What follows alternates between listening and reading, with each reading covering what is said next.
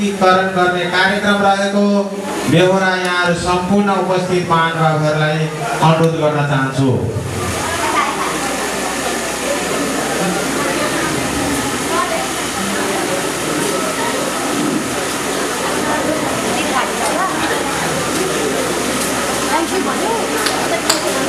सम्पूर्ण महानुभावहरूलाई सर्वप्रथम आजको उद्घोषक प्रमुख प्रशासकीय अधिकृत रामकुमार कार्कीको तर्फबाट यहाँहरूलाई नमस्ते फ्याफुल्ला लसो ददौ नमस्कार अर्पण गर्न चाहन्छु।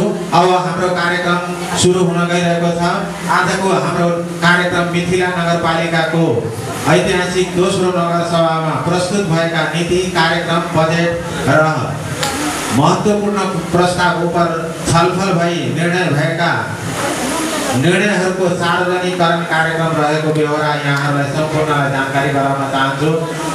आजको यस कार्यक्रम दिनुहुन म आदरणीय नगर प्रमुख श्री हरिनारायण महतोज्यूलाई हार्दिक अनुरोध गर्छु। आज यस मिथिला नगरपालिकाका दोस्रो नगरसभाको समापन कार्यक्रमका अध्यक्षता गर्नुभएका अध्यक्षज्यू एवं नगर प्रमुख नेपाल कम्युनिस्ट पार्टी केन्द्रीय सदस्य कमरेड श्री हरिनारायण महतोज्यू, अत्यन्त व्यस्तताका बावजुद आफ्नो अति महत्त्वपूर्ण समयलाई थाँती राखेर हाम्रो आग्रह एवं निमन्त्रणालाई स्वीकार्दै पाल्नुहुने कार्यक्रमका प्रमुख अतिथि भौतिक पूर्वाधार तथा यातायात मन्त्री एवं नेपाल कम्युनिस्ट पार्टीका स्थायी समितिका सदस्य कमरेड रघुवीर महाशेठज्यू, त्यसैगरी कार्यक्रममा विशिष्ट अतिथिको रूपमा पाल्नुहुने सम्पूर्ण अतिथिगण, त्यसैगरी विभिन्न संस्थाबाट पाल्नुहुने प्रतिनिधिज्यूहरू, त्यसैगरी वाडा अध्यक्षज्यूहरू, कार्यपालिका सदस्यज्यूहरू, नगरका सम्पूर्ण जनप्रतिनिधि सदस्यज्यूहरू, त्यसैगरी विभिन्न पार्टीबाट पाल्नुहुने प्रतिनिधिज्यूहरू र यस ड्यासमा आसीन सम्पूर्ण अतिथिगण, सशस्त्र प्रहरी प्रतिनिधि, नेपाल प्रहरी प्रतिनिधि र पत्रकार साथीहरू र मेरा आदरणीय दाजुभाइ दिदीबहिनीमा म व्यक्तिगत आफ्नो तर्फबाट र मिथिला नगरपालिकाको तर्फबाट यहाँहरूलाई हृदयदेखि नै न्यानो अभिवादन व्यक्त गर्न चाहन्छु।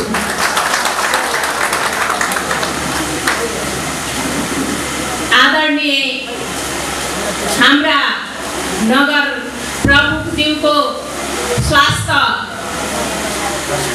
अनुकूल नरहेको कारणले स्वागत गर्न चाहन्छु।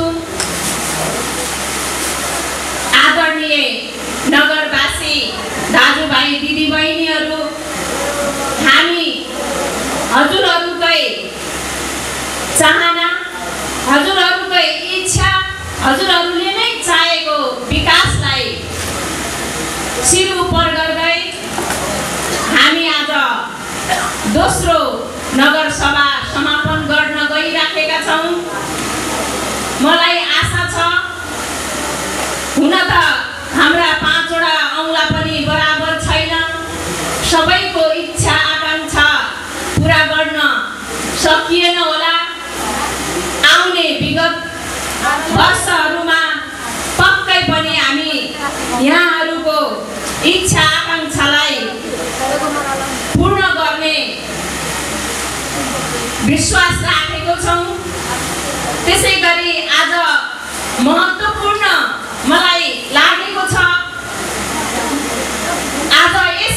मिथिला नगरपालिकामा नयाँ एउटा कार्य सुरु हुन गइराखेको छ। गएको नगरसभामा केही प्रस्तावहरू राखिएका थिए। त्यस प्रस्तावमध्ये आज त्यसलाई समापन अथवा सुरुवात गर्न गइराखेको छु। त्यो भनेको के हो भने मिथिलाको चाहना, घर घरमा चाहना। चाहना दिदीलाई समर्पण, उहाँप्रति भावना प्रकट गर्दै, उहाँप्रति श्रद्धा प्रकट गर्दै आज यो मिथिला नगरपालिकामा चाहना दिदी जस्तै सहनशील, शिक्षित, सहयोगी र देशभक्त नारीको आवश्यकता छ भनेर हामीले यस मिथिला नगरपालिकाभित्र रहेका सम्पूर्ण स्नातक उत्तीर्ण गरेका छोरीहरूलाई र यसै नगरपालिकाभित्र भएकी बुहारी छोरी भित्रै बिहा गरेकी बुहारीलाई हामीले उच्च शिक्षा हासिल गरेको भनी उहाँहरूलाई सम्मान र उहाँहरूका आफन्त आमा बुवा अथवा उनका आफ्ना गार्जियनलाई सम्मान कार्यक्रम राखिएको छ। यो मिथिला नगरपालिकाको एउटा नयाँ अभियान लिएर आएको छौँ। यो कार्यक्रम सफल पारेका छौँ। यहाँ आज उहाँहरूलाई सम्मान कार्यक्रम पनि राखिएको छ। आउने दिनहरूमा मिथिला नगरपालिकाभित्र यो कार्यक्रम निरन्तरता रहनेछ। मलाई लाग्छ हाम्रा दिदीबहिनीहरूले चित्त दुखाउनु भएको छ। चित्त नदुखाउनुहोस्। हामी बुहारीलाई भएन र हामी बिहा गरेर गएका छोरीलाई भएन भन्ने खालको सम्मान पाइएन। हाम्रा पनि आमा बुवाले त्यति नै कष्ट उठाउनु भएको छ भन्ने जुन मासबाट, जुन जनताबाट आएको मैले त्यो आवाजहरू सुनिराखेको छु, त्यसलाई पनि हामी आउने दिनहरूमा केही सुधार गर्नेछौँ र नयाँ अब यस नगरपालिकाले यसपालिको धेरै सिपमूलक कार्यक्रमहरू ल्याएका छौँ। विगतमा पनि ल्याएका थियौँ। विगतका कार्यक्रमहरूले महिलाहरूको क्षमता वृद्धि बढ्ने र हाम्रा मिथिला नगरपालिकाभित्र रहेका युवाहरूलाई पनि स्वरोजगारका लागि दक्ष बनाउनलाई विभिन्न तालिमहरू दिएर दक्षता हासिल गराएका छौँ।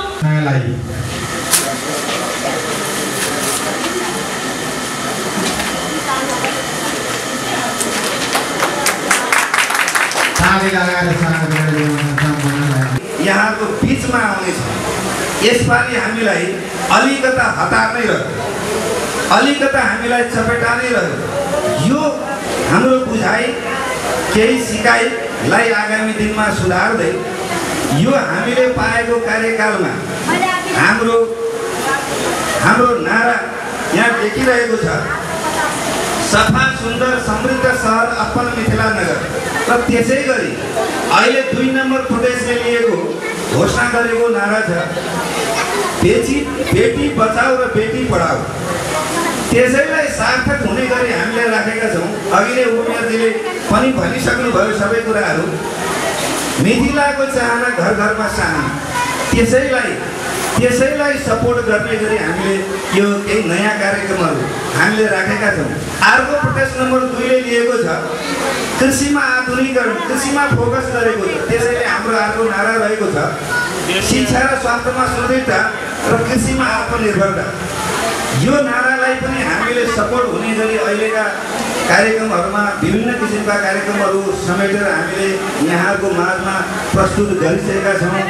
अब यस आज हामीले गरेको यो मेहनत कति मानेमा तपाईको ठीक रह्यो, कति मानेमा यो सुधार युक्त छ, यसलाई यो आउँदो वर्षमा कार्यान्वयन गर्दै तपाईहरुको बीचबाट सल्लाह सुझाव लिँदै आगामी वर्षमा थप यो भन्दा राम्रो, यो भन्दा परिमार्जित र यो भन्दा सुदृढ कार्यक्रम लिएर हामी तपाईहरु बीचमा आउने छौं र यसरी तपाईहरुको साथ सहयोग होइन तपाईँहरूको सल्लाह हामीसँग घनीभूत रूपमा रहनेछ र यसो गर्दै हामीले यो 5 वर्षमा हाम्रो कार्यकालमा यो नयाँ रूपान्तरित परिवेश अनुसार नयाँ रूपान्तरित हाम्रो संविधान अनुसार र यो चुनौती अहिले कार्यान्वयनको चुनौती अहिले स्थानीय तहको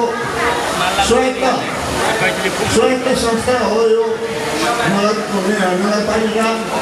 यसले जुन आफ्नो कार्यक्रमहरूको जुन प्रस्तुति गरेको छ अब उहाँ पूर्ववर्तीको घोषकज्यूले प्रशासकीय अधिकारीज्यूले अब सकेसम्म यो मैले यो पुस्तक बिल्कुल सार्वजनिकीकरण गरिएको पुस्तकको सबै कुरा तपाईँले अध्ययन गर्न पाएको छुइनँ।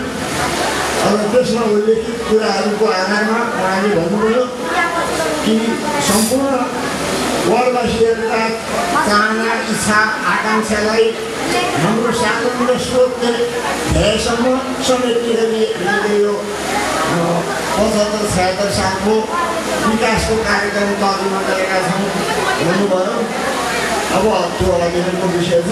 अब पर्खिनुपर्दा त्यो कार्यक्रमको कार्यान्वयन कस्तो हुन्छ। अब यसमा मुख्य कुरो दिएको छ पहिलो घोषणामा पनि कि हाम्रो मिथिला नगरपालिकालाई नै अर्ग्यानिक कृषिमा चाहिँ उहाँ आधारित यो हाम्रा दैनिक आवश्यकताका खाद्य पदार्थहरू तरकारीहरू घर घरमै परिसरकारी मार्फत अथवा सकेसम्म कुनेर मार्फत उत्पादन गर्ने कुरो आएछ। यो धेरै सराहनीय छ। हुन त हाम्रो आकाङ्क्षाहरू धेरै छन्, हाम्रा साधनहरू सीमित हुन्छन्। त्यो सीमित साधनबाट हाम्रो आकाङ्क्षाहरूको बिचमा हामीले सम्झौता गर्नुपर्छ र हाम्रो यो सुरुवाती चरण हो। हाम्रो अब लामो अवधिसम्म हामी अलमलमा पऱ्यौँ। अब भर्खर एउटा चाहिँ यो गति दिँदैछ विकास निर्माणले अथवा शासन व्यवस्थाले। अब यसमा चाहिँ यो अहिलेको चरण भनेको चाहिँ ज्वार हाल्ने समय हो, पूर्वाधार तयार गर्ने समय हो। यसमा अब हामी सबैले कृषकहरूले प्रतिबद्धता व्यक्त गर्नुपर्छ। यहाँका नागरिकहरूले खास गरी युवा जमातले अब विदेशी भूमिमा म पसिना बहाउँदैन।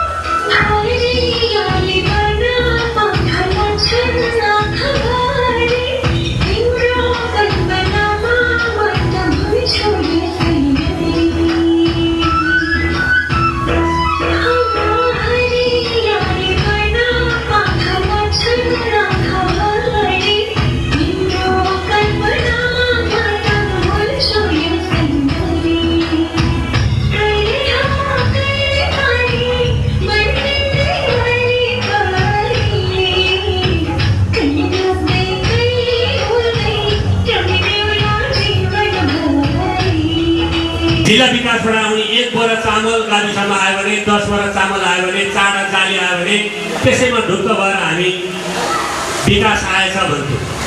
त्यसपछि यो देशमा बहुदल आयो। बहुदलपछि स्वर्गीय कमरेड मनमोहन अधिकारीको नेतृत्वको सरकारले आफ्नो गाउँ आफै बनाउँ अन्तर्गत गाउँलाई अधिकार दिएर योजनाहरू पैसा दिने काम गर्यो। त्यतिखेर आउने 3 लाख रुपियाँले हामी भन्थ्यौँ गाउँमै 3 लाख रुपियाँ आयो। ओहो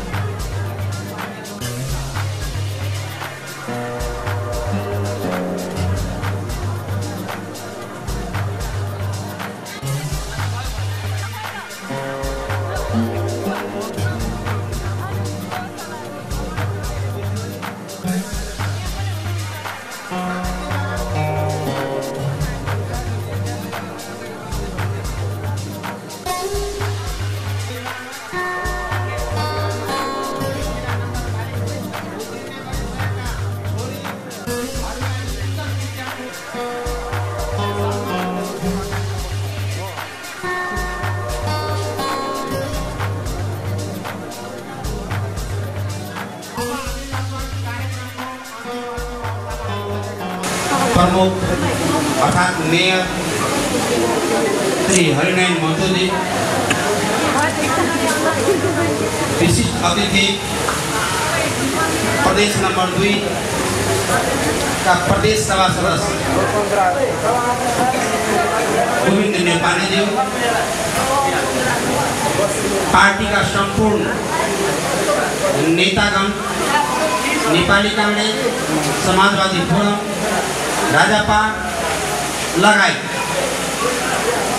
प्रदेश सभा र प्रतिनिधि सभा में क्रियाशील भूमिका खेलिरहनुभएका संपूर्ण पार्टी का प्रतिनिधि मित्रहरू, मंच में विशेष अतिथि का रूप में र अतिथि का रूप में बस्नुभएका संपूर्ण महानुभाव मित्रहरू र आज यस कार्यक्रममा पाल्नुभएका संपूर्ण सहभागी महानुभावहरू, यस नगरपालिका का उप प्रमुखज्यू अर्थात् तारा लामाज्यू, संपूर्ण निर्वाचित वडा अध्यक्ष, वडा सदस्य ज्यूहरू र भद्र महिला दिदीबहिनीमा मेरो नमस्कार र अभिवादन। आदरणीय उपस्थित महानुभावहरू, चुनाव प्रतिनिधि सभा को चुनाव सम्पन्न भएको करीब 7 महीना, करीब होइन 7 महीने भइसक्यो। यो 7 महीनामा हामीले धेरै उतार चढाव देखेका छौँ।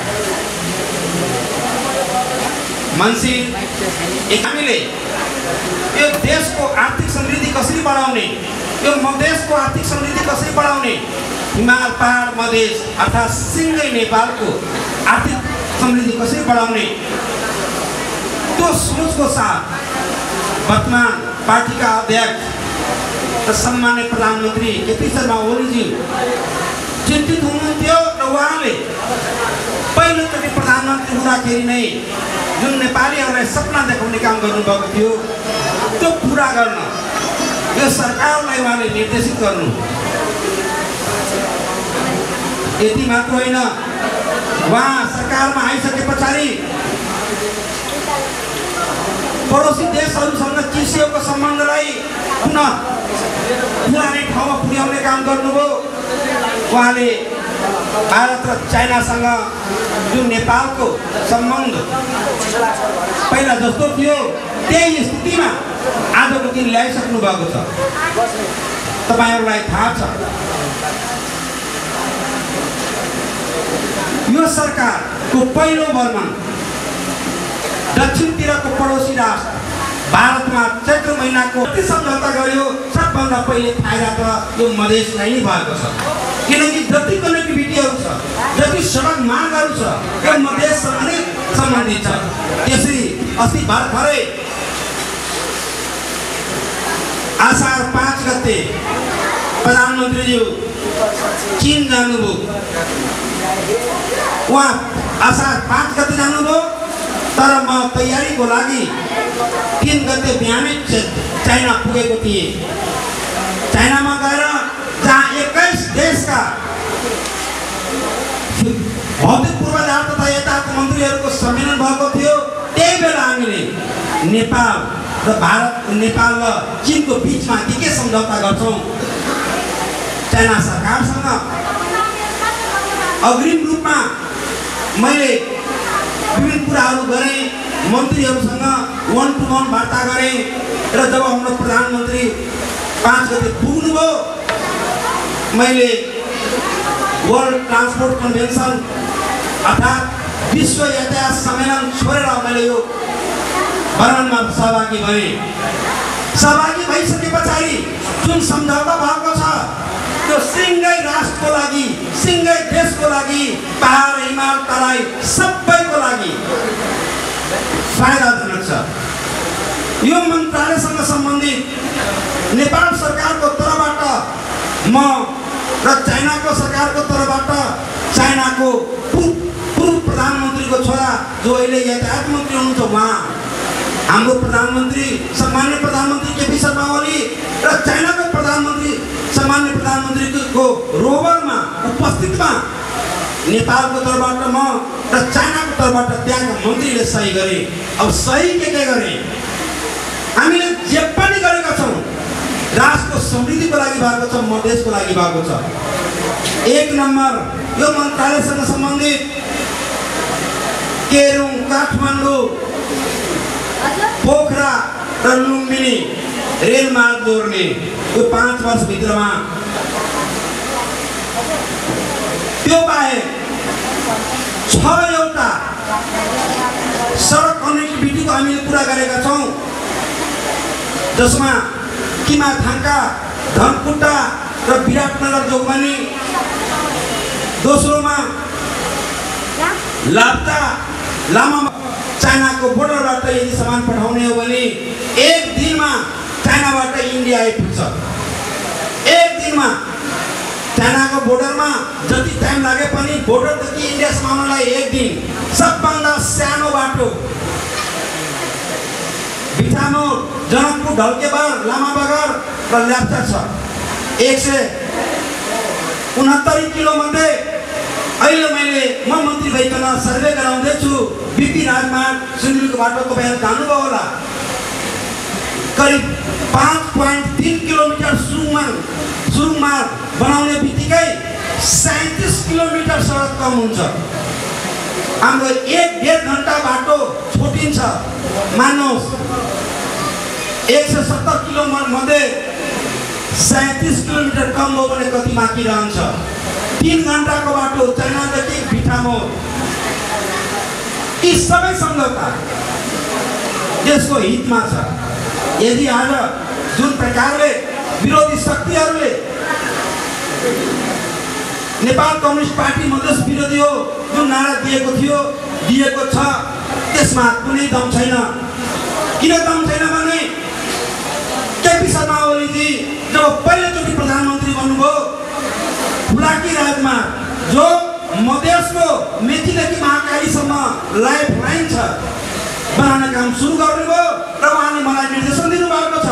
रघुवीरजी, यो मधेसको मुख्य सडक हो, महेन्द्र राजमार्गभन्दा पनि बढी महत्त्वपूर्ण सडक हो। यो सरकारको पिरियडमा अर्कोचोटि चुनाव हुँदा सबै पार्टीका कार्यकर्ता गाडी लिएर त्यो बाटोमा कुद्ने गरी तपाईँ बाटो कम्प्लिट गर्नुहोस्। म विश्वास गर्न चाहन्छु 25 वर्षदेखि सुरु नभएको बाटो हुलाकी राजमार्ग जो बिपी कोइरालाको सपना थियो, तर उहाँको पार्टीले कहिले वास्ता गरेन। तर यही केपी ओली शर्मा हो जो उहाँले सुरुवात गर्नुभयो र अहिले 4 सालको भित्रमा उहाँको निर्देशन छ, बढीमा 4 सालको भित्रमा तपाईँ जसरी पनि पुरा गर्नुहोस् र पुरा गर्ने हामी तयारी गरिसकेका छौँ। किनकि त्यो राजमार्गमा 157 पुल चाहिन्छ। 157 मध्ये 72 पुल बनिसक्यो। 36 पुल आफ्नो गाउँमा आफै बनाऊ को नारा दिने नेकपाका त्यतिबेला नेकपा एमालेका अहिले नेकपाका संरक्षक पूर्व प्रधानमन्त्री मनमोहन अधिकारीको पालामा आफ्नो गाउँ आफै बनाऊ 3 लाखले सुरु भएको थियो र आज जहाँ अघि हाम्रा पार्टीका नेता टङ्कजीले भनिसक्नुभयो पहिले यति पैसा आउँदा हामी खुसी हुन्थ्यो भने अब वार्डा पछि 1 करोड आइरहेको छ। यो 1 करोड केही पनि होइन। अहिले यस्तो कुनै गाउँपालिका छैन, नगरपालिका छैन जहाँ 20 करोडभन्दा माथिको पैसा छ। त्यो बाहेक यो स्थानीय सरकार कुरा गर्दैछु, त्यो बाहेक प्रदेश सरकारको आफ्नो बजेट छ, केन्द्र सरकारको आफ्नो बजेट छ। त्यो बाहेक प्रत्येक प्रदेशको सभासदहरूलाई पनि प्रदेश सरकारले आफ्नो निर्वाचन क्षेत्रमा खर्च गर्नको लागि केही रकम उपलब्ध गराएको छ भने संघीय सरकार जुन सरकारमा मन्त्रीको रूपमा छु प्रत्येक निर्वाचन क्षेत्रलाई 4 करोड रुपैयाँ उपलब्ध गराएको छ र कमिटी बनाएको छ हाम्रो क्याबिनेटले। निर्वाचित प्रतिनिधि सभा सदस्य अर्थात् सांसदको नेतृत्वमा त्यो निर्वाचन क्षेत्रको मेयर, त्यो निर्वाचन क्षेत्रको प्रदेशको सभासदहरूसँग राय लिएर निर्वाचित सांसदले, केन्द्रीय संघीय सांसदले योजना तर्जुमा गर्ने र काम गराउने स्वाभाविक छ। अहिले जुन यो सरकारको सोच छ, मलाई लाग्छ 5 वर्षभित्रमा यो देशको पर क्यापिटा इन्कम जो आज 1,32,000 छ अर्थात् 35,000 छ, त्यो हाम्रो लक्ष्य भनेको डबल गर्नु छ। डबल 5 वर्षभित्रमा नेपाली जनताको जीवन स्तर उठाउन अहिलेको प्रति व्यक्ति आय हामीले डबल गर्छौँ भने 12 वर्षभित्रमा हाम्रो आय सिङ्गापुरभन्दा कम हुने छैन। यो सपना होइन, यो यथार्थ हो। यो यथार्थ किन हो भने हाम्रो देशमा यति प्रचुर सम्भावनाहरू छ।